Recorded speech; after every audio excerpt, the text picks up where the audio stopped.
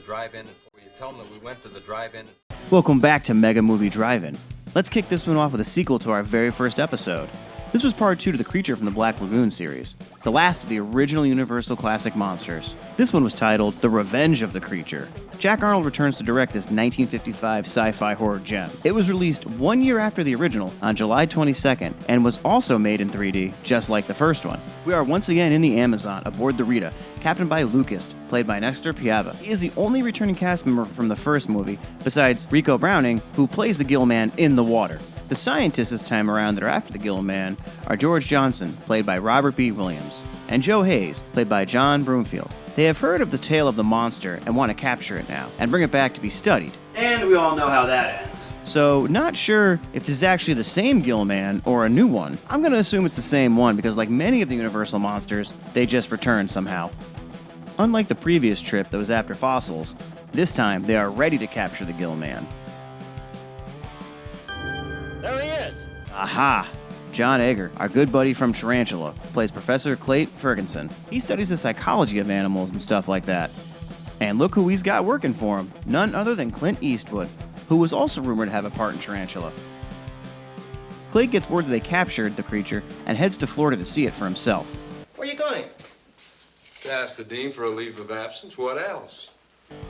The Gill Man is in a coma when they bring him into the tank, and this is where they're going to keep him. Joe tries to wake him up. He's trying to get water flowing into his gills by walking him around the tank. You couldn't pay me enough to do that. One of the onlookers is Helen Dobson, played by Lori Nelson.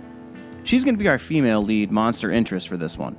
She's an ichthyologist here to study the Gill Man. Another person to mention is Lou the reporter. Look, Joe, you can't do this to me. Why, I've got every man, woman, and child in the civilized world waiting to meet the Gill Man. That's Dave Wilcock. He was in a ton of TV and movies back in the late 30s all the way through the 80s. For our purpose, he was John's buddy with the helicopter from It Came From Outer Space. You're crazy. He's dead serious. Didn't you even hear it? I didn't hear nothing when you kept banging on my door. Watch it up there. He's starting to move. Well, the plan worked a little too well. Get the net ready. Too dead. They transfer the Gill Man to a bigger, more secure tank. They also chain him to the bottom this time so he can't get out. Once Clayt gets to the town, he moves in for the kill on Helen. Miss Dobson, what are you doing for dinner tonight? Fun fact about this movie, John Egger's wife has an extra part in this film. And what are you doing for dinner tonight? And everyone is trying for her today. Join us, Joe, if you want to. No thanks. I'll give the professor his chance. They run some tests on the Gill Man to see how his brain works and reacts to certain things. The Gill Man seems to also have the hots for Helen. Now the fish wants to too. So what we discover is the Gill Man is pretty much damn near human. Again. Also, Clayt is already on his second try. He just doesn't want to quit with her. So there's a good 30-35 minutes of tests, so let's just fast forward past all that.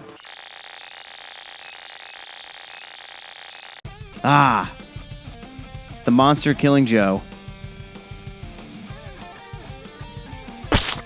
Guess he never got his chance to go on his date with Helen. No thanks. Guess that means the only competition now for Clayt is the Gill Man. Not sure if he's dead, but I'll count it.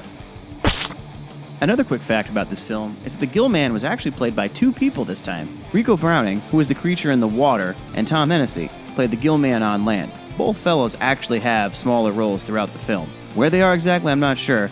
So if you know where they are, please put them down in the comments below. Ah, the good old newspaper headline montage. One thing a lot of movies are missing today. So we get more filler here, which kind of annoys me.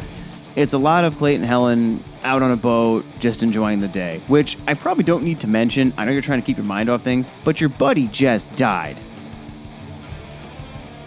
One thing I do need to point out here, which was also in the first movie, is the Beauty and the Beast kind of thing, where she's swimming up top and the monster's down below. But it just doesn't have the same effect as the original. Plus, if they know there was an aquatic monster on the loose, why would you go swimming in a river near to where it escaped? Well, on the fourth date, the Gill Man comes in and sweeps Helen right off her feet. Maybe he was just actually checking out the band. The Gill Man grabs Helen and takes her out to sea.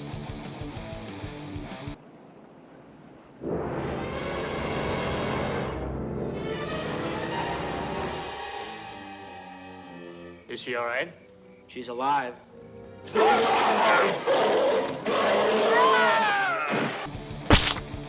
No!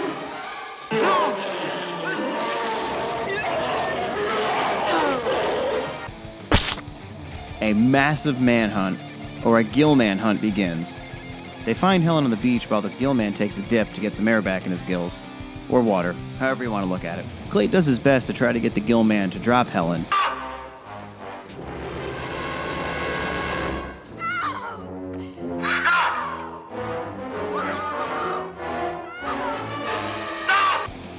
Which kind of works out, but then he gets the firing squad.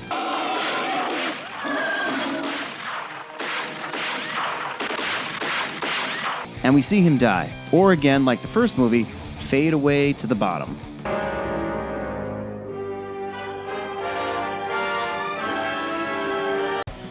This movie has a bit of a goofy overtone, and is not as dark as the original. The filler in this one kind of sucks with all the aquarium scenes. But once the Gillman escapes, it does get better. Also, they use the creature theme, as I call it, way too much.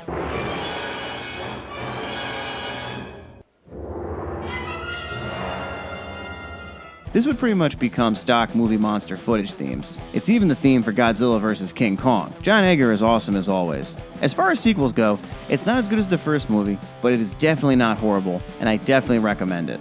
Well guys, that's it for this one. Coming up next, we have the sequel to the sequel.